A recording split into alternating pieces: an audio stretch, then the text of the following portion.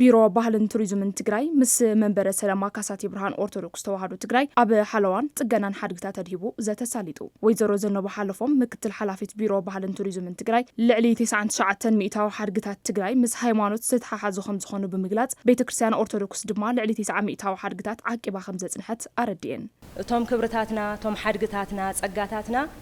ኣበየለው ጥራሕ ለይኮነስ ሃመን ንጥቀመሎና ምክንያቱም ማእኸል ኢኮኖሚ ማእኸል ቱሪዝም ማእኸል ሳይንስ ፍልስፍና ምርምር ጥበብ ዝኾኑ ሓድግታት እዮም ማእኸል ጌርና ንኸድለና እሞ እዞም ሃፍትታት እዚኦም ካብ ወለዶ ናብ ወለዶ ተዓቂቦም ልመጽሉ ጥበብ ተዓቂቦም ልመጽሉ ፈሪሃ እግዚአብሔር ተዓቂቦም ልመጽሉ ክብሪ ኣብዚ ሕዚ ሰዓት ኮይና ምሽርሻራት ንርኢ ኣለና። ስለዚ ዝቐጻል ወለዶ እዞም ክብርታትና ዕንቁታትና መግለጽ መንነትና ዝኾኑ ሓድግታት ሕዚ እውን ናብ ቀጻሊ ወለዶ ክሸጋገሩ እንድሕር ኮይኖም ኣብዚ ሕዚ ተረከባይ ወለዶ ከዓ ክፍተታት ይረአዩ እንድሕርልዮም ሃመኢና ክንቅጽሎ ሃመኢና ዝወለዶ ዝክንሃንጾ ቢሮ ባህልን ቱሪዝምን ወሲድዎ ዘሎ ተበግሶ ብምንኣድ ርእቶ ዘቕረቡ ተሳተፍቲ ኣቦታት ሃይማኖት ካብኣቶም ዝድለ ግደ ከም ዝጻወቱ ኣብሪሆም ንኢንቨስትመንት ኣብ ዝወሃቡ ቦታታት ኣብ ከባቢ ሃይማኖታዊ በዓላትን ኣብ ምጽጋን ታሪኻዊ ገዳማትን ቢሮ ባህልን ቱሪዝምን ምስ ኦርቶዶክስ ተዋህዶ ቤተክርስትያን ትግራይ ተናቢቡ ክሰርሕ እውን እቶም ርእቶ ዝሃቡ ተሳተፍቲ ጠዊዖም ትክክል እዩ ኢኮኖሚያዊ ረብሓ ከምፁ ይግብኦም ቶም ገዳማትና ግን ድማ ናይ ሃይማኖት መትከል ብዘየዛብዕ ክኸውን ኣብ ምግባር ድሕሪ ትክክለኛ መልክዑ ሒዙ እዩ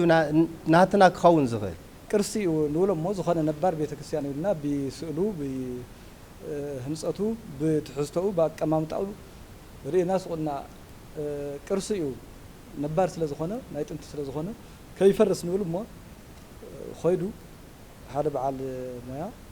በትክክል ብሳይንስ አጽንዕዎ ዲ ወይ ዘይተጸናዕዱ ኣይንፈልጥን ኣይ ቅርሲ ስለ ዘይኾነ ክፈርስ ነው ኢሉ ድጋፍ ይህብ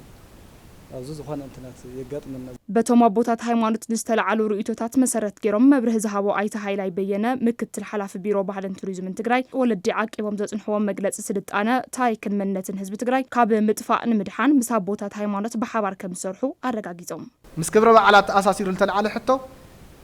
ሓቂ ክብረ በዓላት ንኢኮኖሚ ንገለ ተባሂሉ ናብ ለይ ኮነ ሮንግ ኸይዶም እዮም ብዙሓት ተበላሽዮም ብጣዕሚ መሰከፍቲ ነገራት ነይሮም እዮም ብጣዕሚ ማለት እዩ ንሱ ክውገር ከም ዘሎ ሰፊዕ መረዳእ ተገይሩ ስለዚ ዓብይ ፈተና ይገጥመና ኣላ ሃይማኖታዊ በዓላትና ሃይማኖታዊ ክብርታቶም ሓልን ክበዓል ክእሉ ምንም ናይ ቢሮ ለየው ወላውል መትከል እዩ ቤተክርስትያን ይስራሕ ግን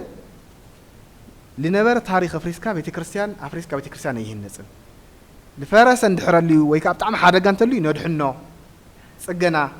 ልሕደስ ኮይኑውን ይተሓደስ ግን ብልተናበ መልክዑ ሳይንሳዊ ዝኾነ መልክዑ እቲ ሳይንስ ብልጠልዎ እቲ ናይ ጽገና ናይ ምሕዳስ ስርዓት ብልጠልዎ ይኹን